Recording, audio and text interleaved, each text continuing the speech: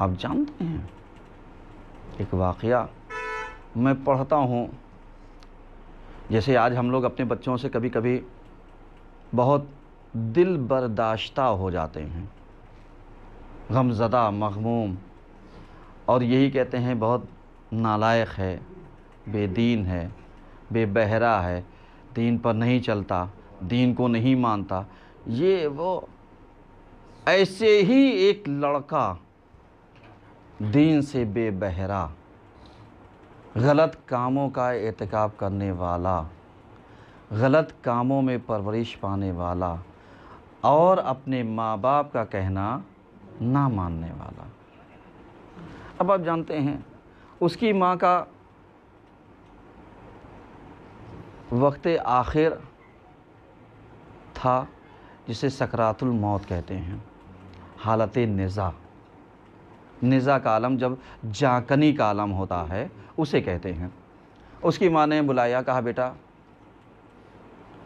میں تو اس دنیا سے جانے والی ہوں اور میں جانتی ہوں تو میرا کہنا نہیں مانے گا، لیکن ایک کہنا مان لے، ایک کہنا مان لے۔ کہا بتا کیا بات ہے؟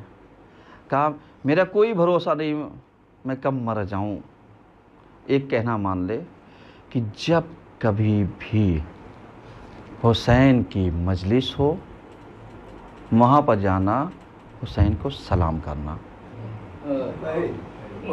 حسین کا علم نظر آئے سلام کر لینا، حسین کا تابوت نظر آئے سلام کر لینا، حسین کا ذوالجناح نظر آئے سلام کر لینا، حسین کے نام کا جلوس نظر آئے سلام کر لینا۔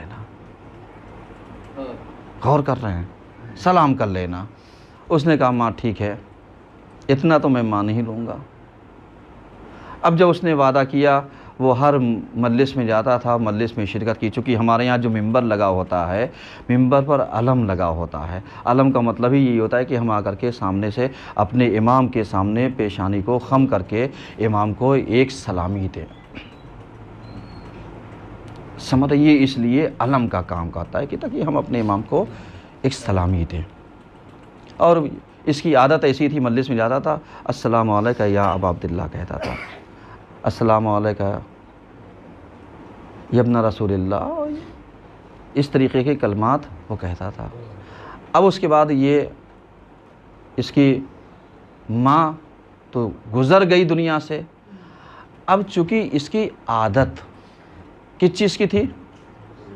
یہی سلام کرنے کی، اور یہ سلام کرتا رہتا تھا۔ اس کا انتقال ہوتا ہے، اور انتقال ہونے کے بعد اب یہاں سے اس کے دوستوں کی روایت ہے، کہتے ہیں ہم نے اس کو دفن کر دیا، اور دفن کرنے کے بعد ہم نے دیکھا میدان محشر ہے، میدان محشر ہے، اور فرشتگان الہی جو ہیں جہنم کے وہ اسے پکڑ کے لیے جا رہے ہیں، جکڑے ہوئے ہیں اور یہ اسے پکڑ کے لیے جا رہے ہیں۔ اور اس کے دوست کہتے ہیں کہ میں نے دیکھا کہ جہنم کے قریب ایک خیمہ، یہ خواب ہے، جہنم کے قریب ایک خیمہ لگا ہوا ہے، اور اس پر لکھا ہوا تھا خیمے پر السلام علیکم یا ابا عبداللہ۔ اگر ہماری زبان میں کہی تو امام بارگاہ کے لیے۔ اب اس نے جب دور سے دیکھا تو اس کو عرض ادب کرنے کی تو عادت تھی، اس نے کیا کیا؟ فرشتوں سے کہا فرشتوں ذرا سا مجھے اجازت دے دو، مجھے تم جہنم میں لے کر کے جانا، کوئی بات نہیں، لیکن سامنے لگتا ہے کہ میرے آقا حسین کا خیمہ ہے، اور چونکہ میری عادت جو ہے سلام کرنے کی ہے، اب آپ سمجھیے گا۔ اس نے کہا یہ جو تم نے مجھے جکڑ رکھا ہے اس سے آزاد کر دو۔ اب آپ بتائیے اگر کوئی مجرم جا رہا ہوگا تو اس کے دل کی کیفیت کیا ہوگی، سلام کرنے کی حالت کیا ہوگی؟ کیفیت اس حوالے سے کیفیت اس حوالے سے اس نے یہی کہا السلام علیکہ یا ابا عبداللہ۔ اس نے کہا ادھر سے خیمے کا پردہ ہٹا، ایک شخص نکلا اور اس نے کہا وعلیک السلام۔ صلی اللہ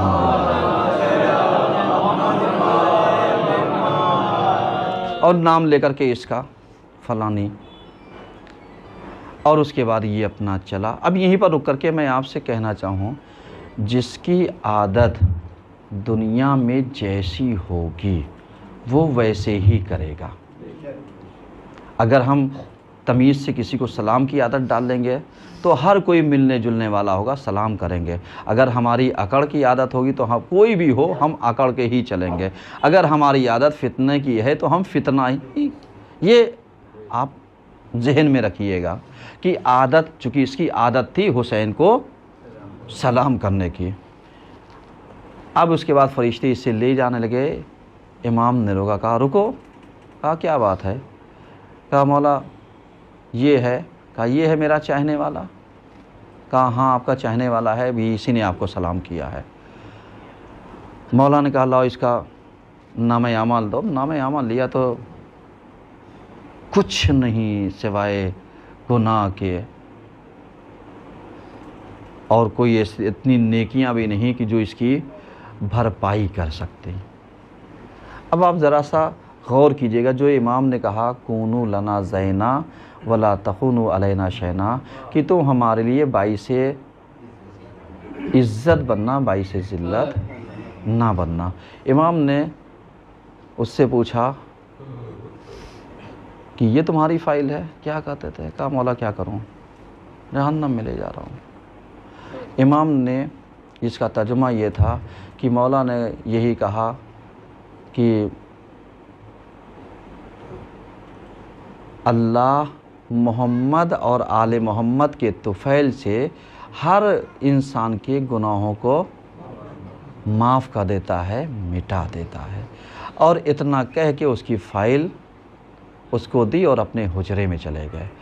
اب جب حجرے میں چلے گئے تو فرشتوں نے اب جب دیکھا پلٹ کر کے تو فائل میں اس کے سارے گناہ، یعنی اللہ یم الذنوب، یعنی اللہ نے گناہوں کو کیا کر دیا، محو کر دیا، معاف کر دیا۔ اب جب فائل کھلی تو پتہ چلا کہ اس کا تو کوئی گناہ ہی نہیں ہے اب فائل میں۔ اللہ اکبر۔ اب جانتے ہیں یہ فرش اعضا ہمیں کیا دیتی ہے؟